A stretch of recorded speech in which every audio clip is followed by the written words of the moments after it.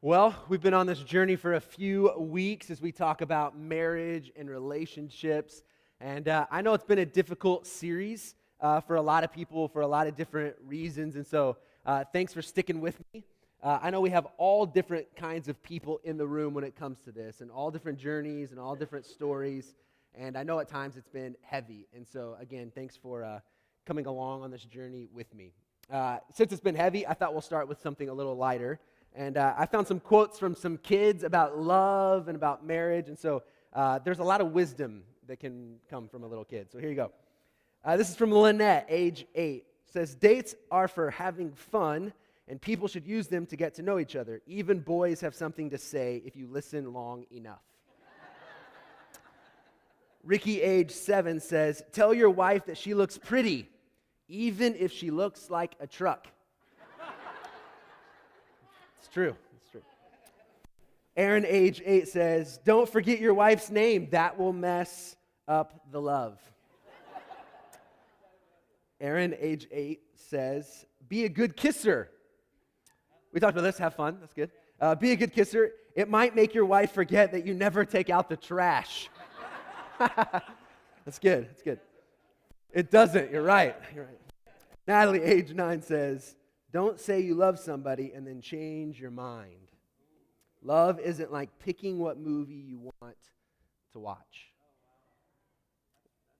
Don't say you love somebody and change your mind. Love isn't like picking what movie you want to watch. There's a lot of wisdom that comes from these kids, and funny, but how true that is, but how difficult marriage is and how difficult relationships are. We've talked about this. As long as someone will say I do to you, getting married is not the hard part. Being married is what's difficult. Not even just being married, but having a good marriage, having a great marriage is what's difficult. And so the hope has been through this series that we'll kind of figure out some commitments we can make to each other. And this isn't just marriages, and so hopefully you've picked that up somewhere along the line. Hopefully somewhere in this series you figure out what it looks like to have a relationship with God and have a relationship with each other, not just if you're married, not just with your spouse. But we're going to finish up this series today, and then next week, because last week threw us off, we're going to start our next series called More Than, and so we'll spend 2 weeks in the series called More Than, and we're going to look at more than a prayer and more than a song together, and then we'll do more than a building. But as we get going and finish up this week, let's just recap really quick. Week 1, we said if we're going to be committed to each other this day forward, number one, what we have to do is we have to seek God. For many people, we think, if I could just find the one who will satisfy, the one who will complete me, the one who will make me happy in every area of my life, then I'll be okay. And we think we find that person, and then things don't always work out like we want them to, and then everything kind of crumbles. And let me say this, that is a heavy weight to place on someone. It is a heavy weight to put on someone to supply everything that you need. It is crushing. And so what we said is Jesus at one point says, look, the most important thing for us to do is to love God with everything that we have and to seek God first and foremost. And so then I challenge you to begin to seek God alone, but then to seek God together with your spouse, with your family. But number one in this whole journey from this day forward is to seek God.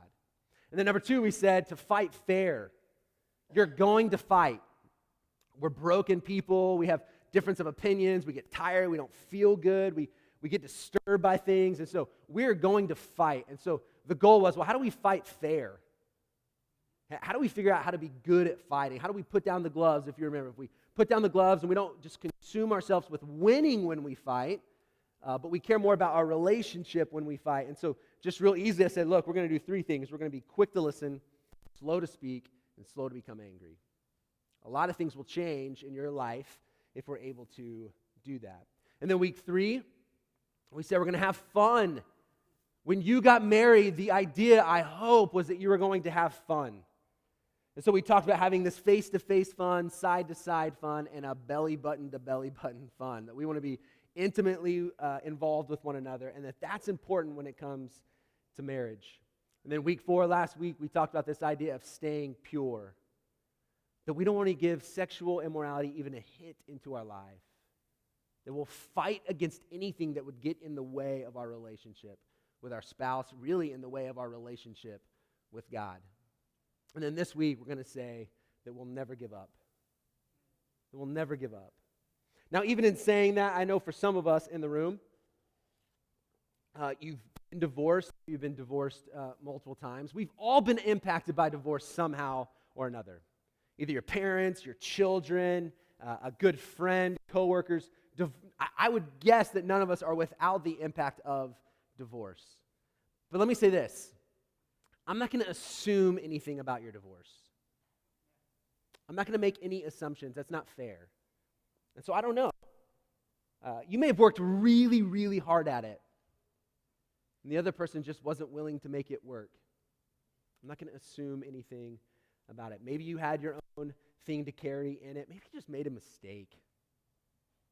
Maybe you realized that, no, we should have never gone through with it. I don't know, but I'm not going to assume anything. What we're going to do today, and I know as we talk through this, some things may rise in you if you've gone through divorce, you know anybody, or you're a child of divorce. There might be things that stir up in you, but even the name of this series is From This Day Forward. So no matter what it's looked like in your relationship, from today on, this is what we're going to strive towards. So these are the things we're going to commit to.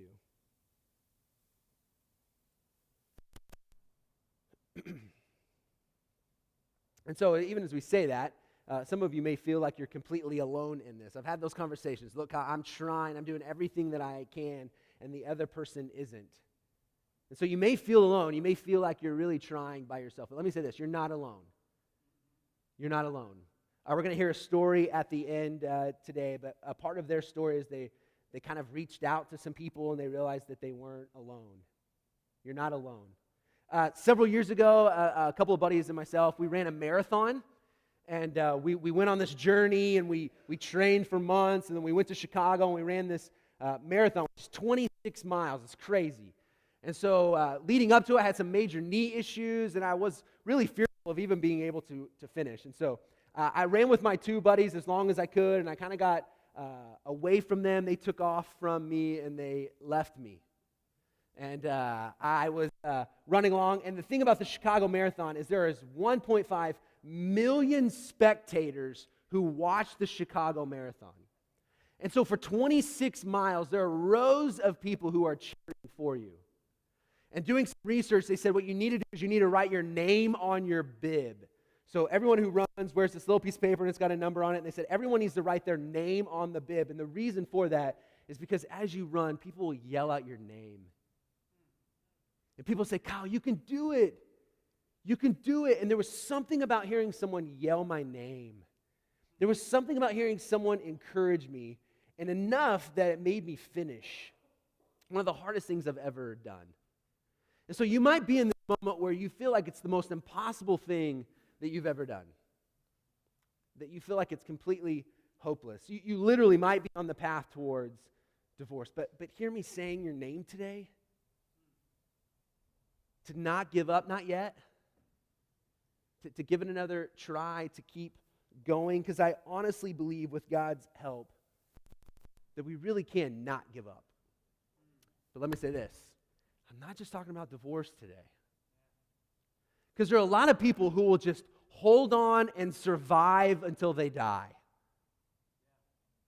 But I really believe God wants more for our marriages than that. And so never giving up. You could stay married forever, but don't give up on your marriage. Don't give up on the intimacy. Don't give up on growing with one another. Don't give up. And so the goal isn't just to grin and bear it and have this horrible marriage, and then eventually someone dies, you're like, yes, I made it. That's not the goal, all right? That's not the goal. I want more for my own marriage. I want more for your marriage. And so what are we going to do? How can we actually do this? I want to give you three things. One, and this took me forever to figure out how I wanted to word this. But here it is. Love forgiveness. Love forgiveness. If you want to never give up, you have to learn to love forgiveness. You know, I was thinking through, I was like, choose forgiveness, work towards forgiveness, but like you have to love forgiveness. You have to love what forgiveness does for people. Martin Luther King Jr. says this: we must develop and maintain the capacity to forgive. He who is devoid of the power to forgive is devoid of the power of love. When we quit forgiving people, especially our spouse, it's amazing how you start feeling like you don't love that person anymore. You become kind of heart-hardened towards them.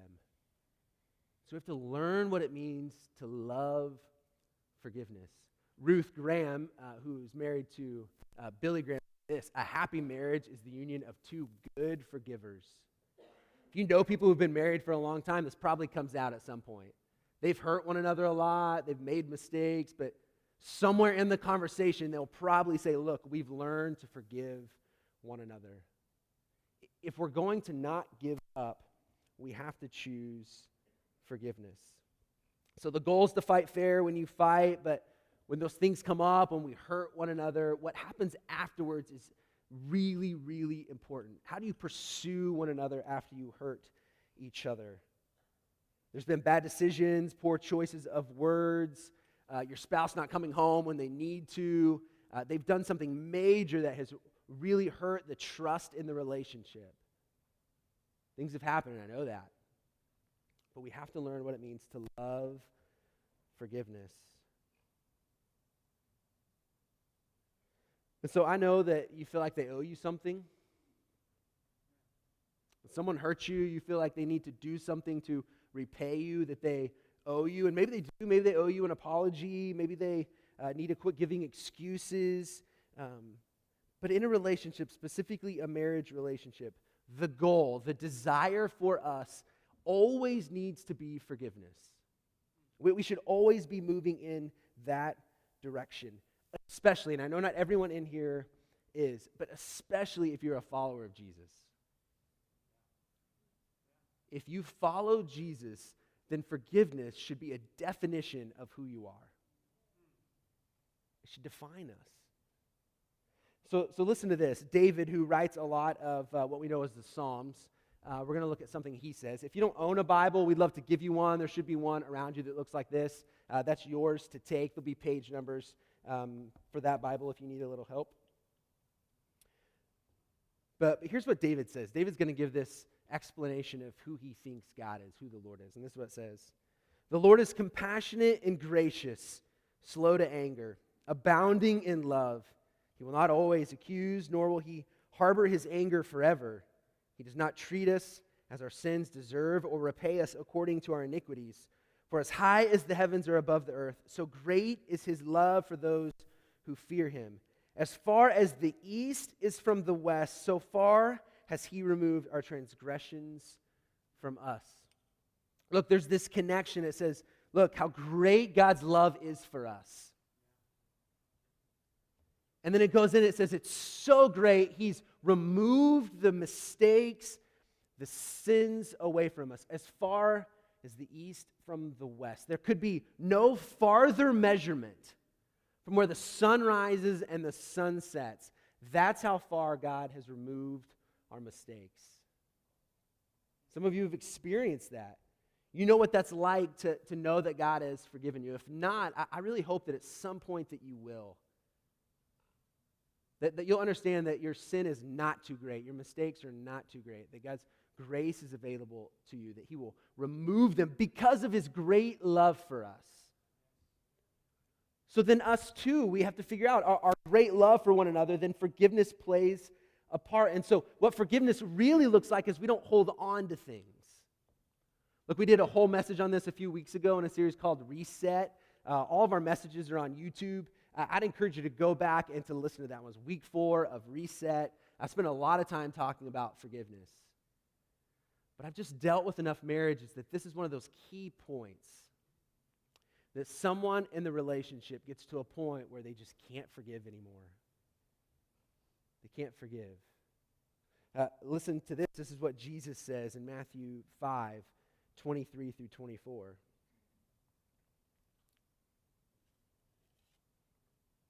It says, so, if you are presenting a sacrifice at the altar in the temple, and you suddenly remember that someone has something against you, leave your sacrifice there at the altar.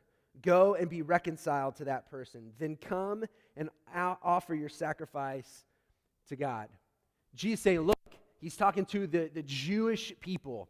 And the Jewish people would come in and they would have these sacrifices. It would be a lot of different things. But at some point, they would come in and they would offer sacrifices for the forgiveness of sins. And Jesus says, look, if you're doing that and you know someone has something against you, it's better that you don't offer the sacrifice.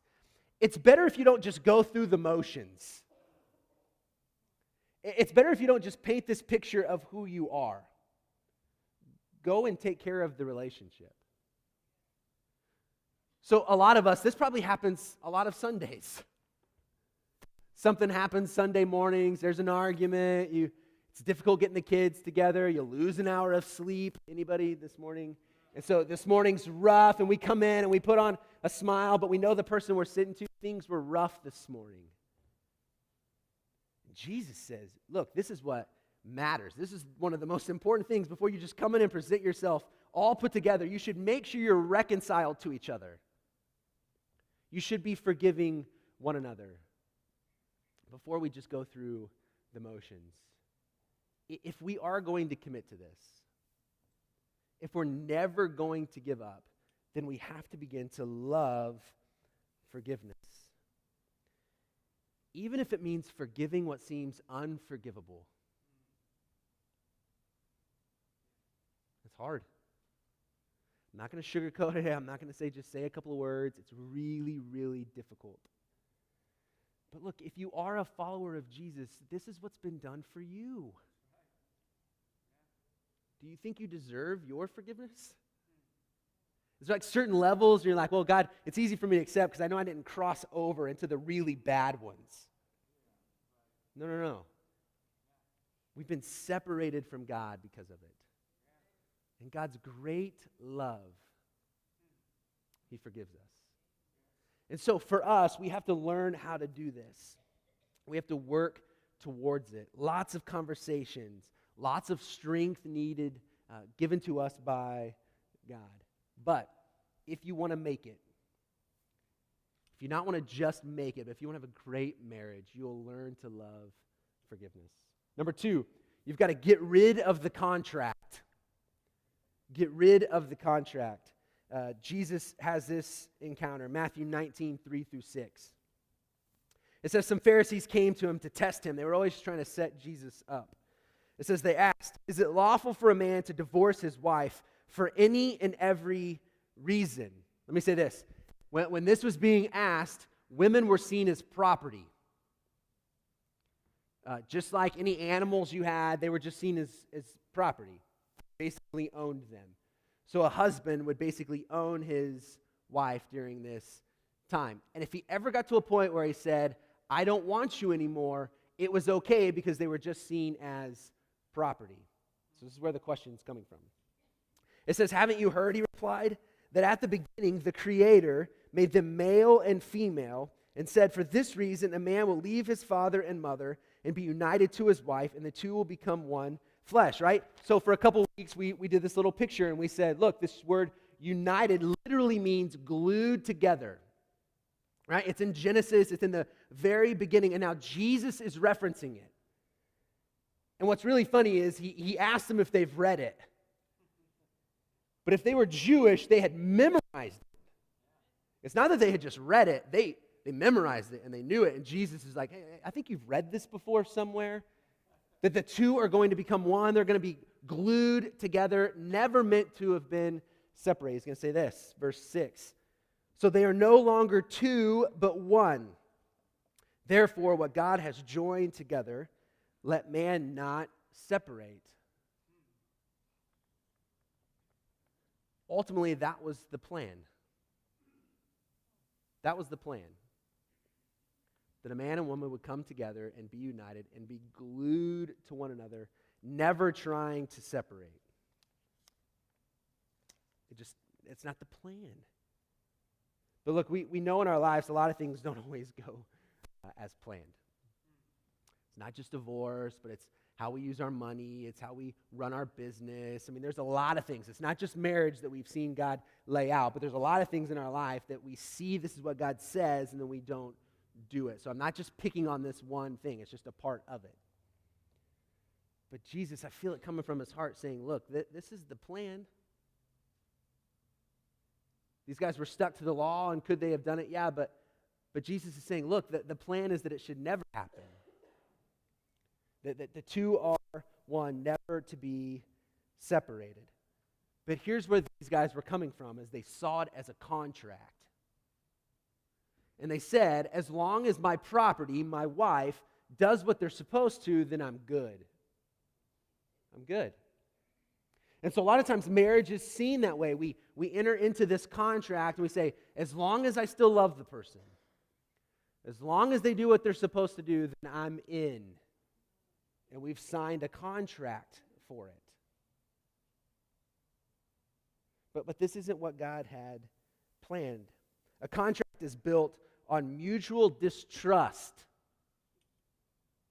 that limits responsibility and increases rights. If you've ever rented a house, if you've ever leased a car, all of us in here have probably at some point signed a contract. And the reason that is because you don't know the person and then the person doesn't know you. And so it's a lack of trust. And so what you want to say is, well, I want to make sure that everything's going to go okay. And then if you don't hold up on your end of the agreement, then this is what's going to happen. And it also limits responsibility because I have an out. If I own a house and I'm leasing it to someone and they don't do what they're supposed to, then they don't have to live there anymore and I keep their deposit.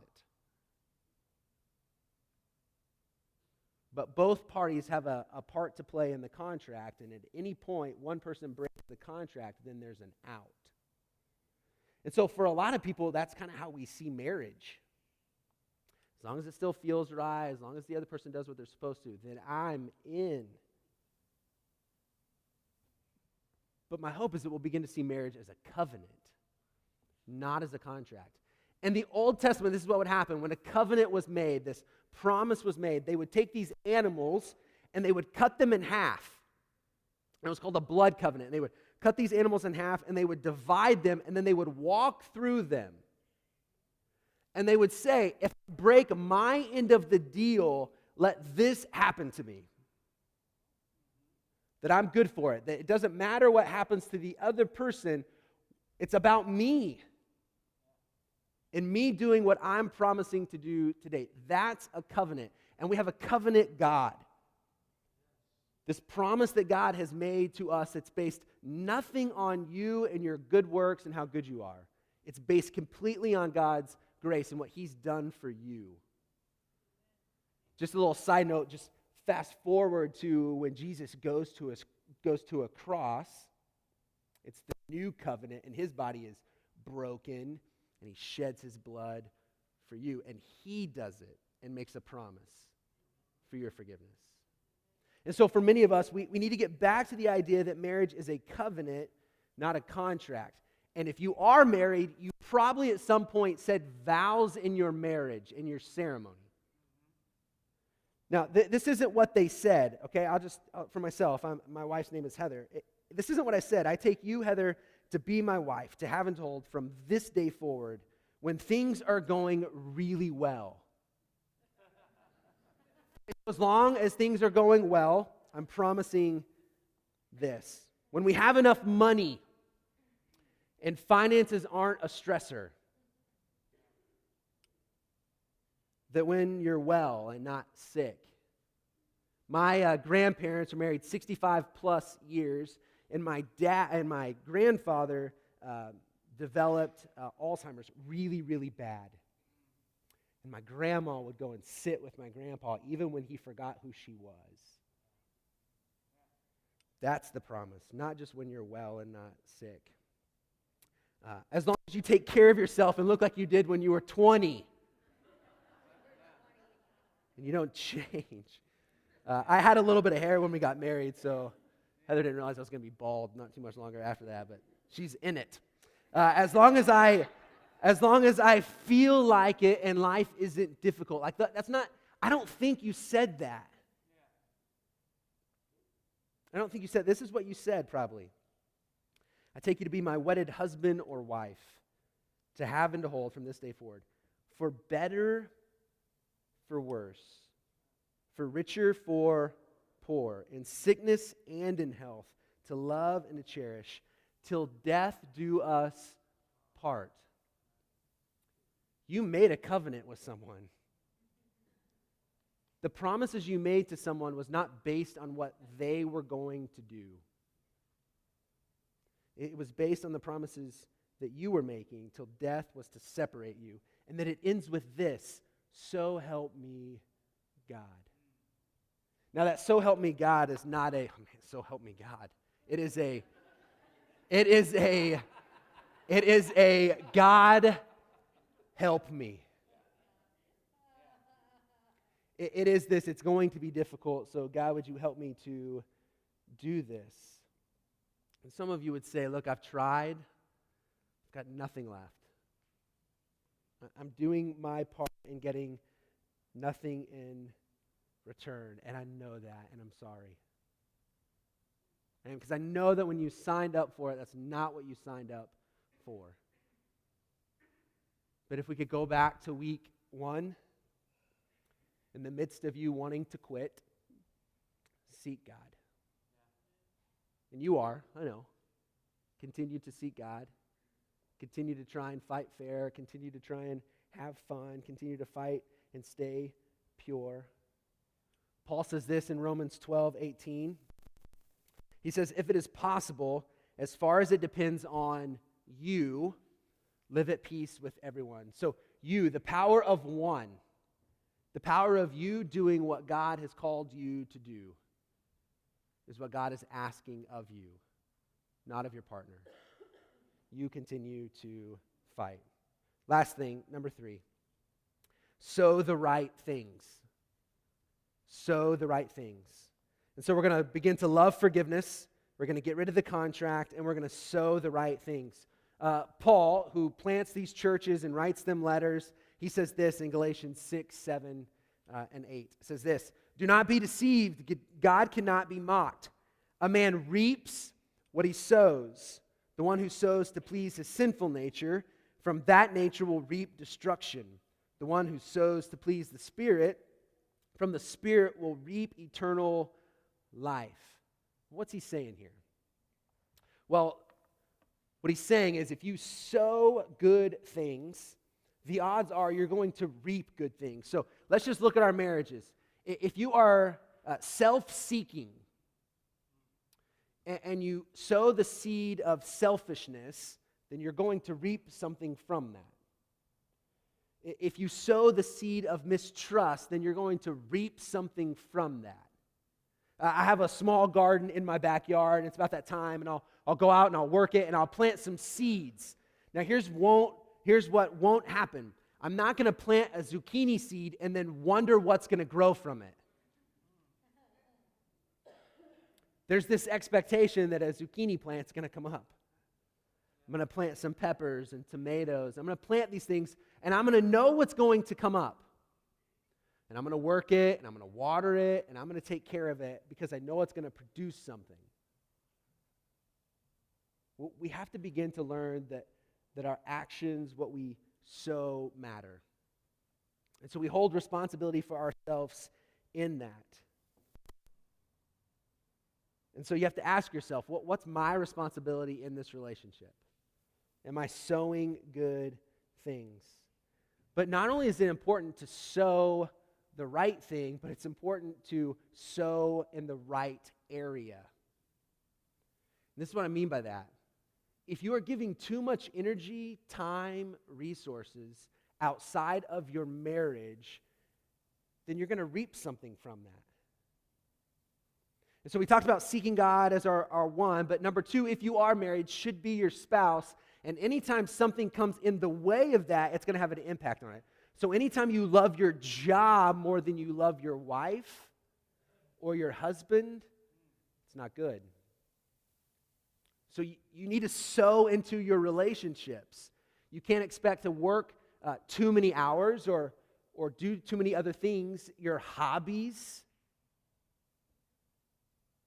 Like, who cares if you're a great golfer if your marriage is falling apart? Does it really matter? And so anytime something takes the place, and then the really hard one, and the statistics, let me say this, you are more than a statistic, okay? So there's all kinds of stats. I could have thrown all kinds of divorce stats out, but as a follower of Jesus, we're way more than statistics, okay? But here's what I know. is that if you're not going to take care of your relationship, if you're going to sow somewhere else, it's going to be difficult. And one area we have to pay attention to is with our kids. And what I mean by that is if your kids take the role of your spouse, it's not good. It's not good. And here's what often happens is you raise your kids leave, and then you look at your spouse and you think, who are you again? And so it's important that your spouse becomes too, and you sow into that relationship. You're going to reap something from it. And let me end with this before we watch a couple's video. Verse 9, Paul then says this. It's like Paul knows you're going to sow and you're going to reap, but at times it's not going to feel like you're reaping as much or what you want. He says this. He says, let us not become weary in doing good, for at the proper time we will reap a harvest if we do not give up. Don't give up. Don't give up. Keep sowing. Keep taking care of it, and at a proper time, believe that you will reap a harvest. Well, I want you to hear from a couple who's a part of Trinity and kind of their journey in their marriage at this time. We have been married over 10 years. We met in kindergarten. We've known each other through grade school, middle school, high school. We went to youth group together. We, by no means, were together for that whole time. We started dating. It was interesting because both of us knew everything we were getting into, which was good and bad. Chris at that point in time had things that he was working through, and we got married. I had this kind of image that when you got married, people just, became a different person, or that I had superpowers and I could fix him. After 10 years of being married and that stress and that pressure, it just broke. And it wasn't that any one big thing happened. I quit. I emotionally quit, and I had decided that we were going to get separated. Chris came home from work one day, and I had decided that we were going to separate, so we sat down and I shared that with him. It was out of left field for him because we had fought and we just were going to plow through and make it.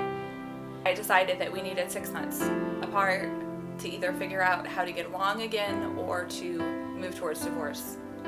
At that point in time, I really had put all my eggs in the basket of divorce. I was just tired. I was done. He moved out, and where there should have been this sense of mourning, there for me was this sense of freedom of okay, this is easy, because honestly it is easy to live alone because you have nobody to challenge you. You have nobody to battle you. You have nobody to really care what you do. And so it was, for a period, it was relaxing, and then it became lonely and hard. I had 2 kids. He had partial custody of the kids every other weekend, and we worked out that, but really it was me taking care of a house, taking care of 2 kids, and I just kind of, in all of that though, I was like, okay, well, this is what it is. And my heart was hard. My heart was hard towards reconciliation. I was pretty much done. Heather pulled me aside one day and we went out for coffee, and she asked me kind of what's broken in the marriage, and rather than telling her everything broke in the marriage, I just thought she wanted a laundry list of everything wrong with Chris. And so I sat there in front of Starbucks and I just rambled and gave her everything that was wrong with him and everything that he could fix. And she was just so gracious and prayed with me. And Kyle and Heather asked me to come and sit with them, and so I sat in their living room, and both of them being products of divorce, they shared with me what my kids would go through. And that was something I hadn't thought through. So it was bigger than me or Chris at that point in time, but they really shared, this is what it's like to be raised in a home with divorce. Kyle had statistics on children that are in divorced homes, and he was like, I just want you to know going into this is kind of what you're setting your kids up for. And he said, I just want you to do one thing for me. And I was like, okay, one thing can't be that bad. He goes, I want you to ask Chris out on a date. Just one date. I'm like, okay, what's the point to that? He was like, just one date. So I called him up, and I had a really positive attitude, and I was really loving Hey Chris, Kyle wants me to ask you on a date. And yep, so I'm calling you. Do you want to go on a date? It was probably the most romantic ask out that he's ever had in his life. But he said yes, and I think in that I kind of wanted him to say no, like, oh, she had a foul attitude about it. He was like, yeah, sure. So we went on a date. It made me realize how marriage can completely change you. Because for the first time in probably 10 years, I was worried about what I was going to wear. Like, it wasn't like, okay, it's a date night. I have to make sure that I shower and I've got makeup on before we head out the door and rush the kids off to the sitter. I kind of cared. I was nervous. It was funny. He picked me up and he had bought me a gift. He had bought me this shirt that said, I love you to the moon and back. And it made me realize how in 10 years of marriage, how many things we had gotten relaxed about. We had gotten relaxed about gift giving. We had gotten relaxed about caring, about going out on a date, about being sure to pay attention to each other. And we went out and we talked. It was awkward. I remember it just being so awkward. So we began to then date. By no means, he still lived at his mom's house because I was like, I don't even know where you are in this. And I had a lot of wounds. I had a lot of hurt. We had a lot of destructive habits in which Chris had made a lot of wounds in my heart. And slowly, very, very slowly, we began to go out on dates more, talk about us more versus the kids and life. And this new marriage started that was not who was better and who was worse. It was based on actually liking each other and equality and genuine concern. I remember in that being so concerned of where is he in the long haul, and he came to a soccer game. It was Friday the 13th, and he had texted me. We still weren't living together at that point. He texted me and said, hey, I got a tattoo for Friday the 13th. I'll have to show you tonight at Alicia's soccer practice. And so he shows up to the soccer practice and he has this J tattooed on his ring finger. And I was like, and we were separated. And I was still not really ready to know where our marriage would go. And I was like, you know, like he didn't know. I'm like, Chris, we're separated and you're like getting my initial tattooed on your hand. And I remember him looking at me and like this true expression. He goes, it will always be you. And it doesn't really matter to me where you are, because there will never be another wife. There will never be another girl. It will always be you. And I remember just processing through and going, wow, he is not doubting this. Even in all of this, even in my hardness of my heart, he is just 100% there. And my heart broke that day. More than anything else that had happened, I realized that there was no plan B. There was no alternative. And there was no, this is my first marriage. And that it was either commit wholeheartedly to this, figure out how to make this work. That there was really no other option. And that was an okay thing. I don't know. That day just changed everything. For me, it had to be, what can I change? What can I look at? And to find friends who will encourage you to fight for your marriage. It's not easy. It's not perfect. By no means is it the perfect marriage. It's a new marriage. But we still struggle. We're still real. But we're on the same team now, which we weren't before. We fight for each other instead of against each other.